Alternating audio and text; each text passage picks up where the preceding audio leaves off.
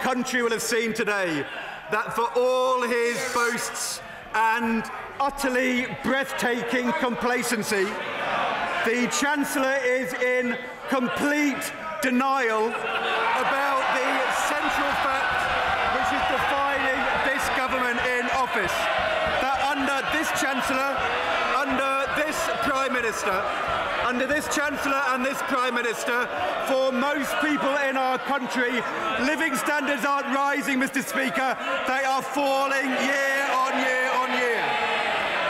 On average, working people in our country are £1,600 a year worse off than when they came into government in 2010. As for his promise to balance the books by 2015,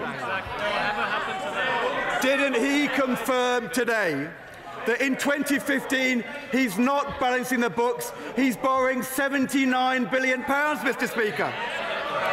For all his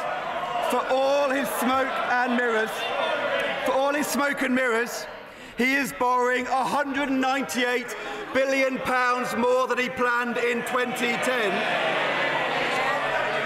More borrowing to pay for 3 years of economic failure, more borrowing in just 3 years under this Chancellor than under the last government in 13 years, Mr. Speaker.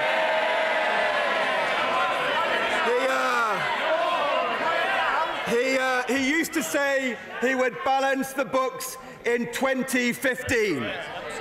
Now he wants us to congratulate him for saying he'll do it in 2019, Mr. Speaker. With this government, it's clearly not just the badgers that move the goalposts, Mr. Speaker. Can he confirm that when the energy companies have already announced price rises of £120 this year, his policy will still see energy prices rise by £70 this winter? Mr. Speaker, under this Chancellor, the only freeze this winter will be for millions of families and pensioners struggling to heat their homes with rising bills.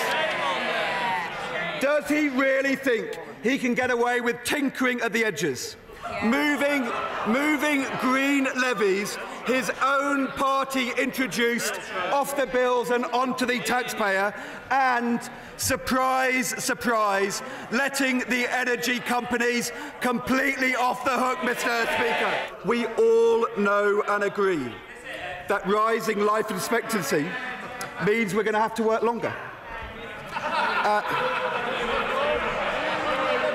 And that the Chancellor's failure on growth and the deficit means more tough spending decisions in the next Parliament. But when the country is crying out for a government that will work with business to promote investment, wealth creation and build an economy that works for the many and not just a few, does this Chancellor really think he can get away with tinkering at the edges, letting the free market rip and waiting for the wealth to trickle down? What he's announced on youth unemployment is too little too late. Help only for the under-21s, only happening in the last weeks of this government in 2015.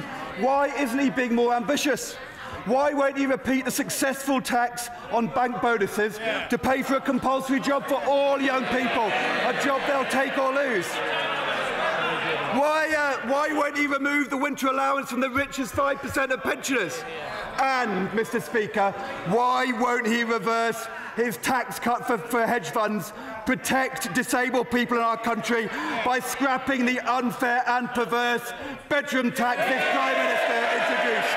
Even after what he's announced today on fuel duty and his increases in the personal allowance, his VAT rise, his cuts to tax credits, his cuts to child benefit mean that on average families with children are worse off because of his budgets. That's the truth, Mr. Speaker.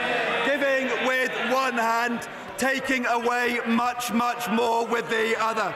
With bank bonuses rising and millionaires enjoying a big tax cut, this is a policy which is working for a few, Mr. Speaker.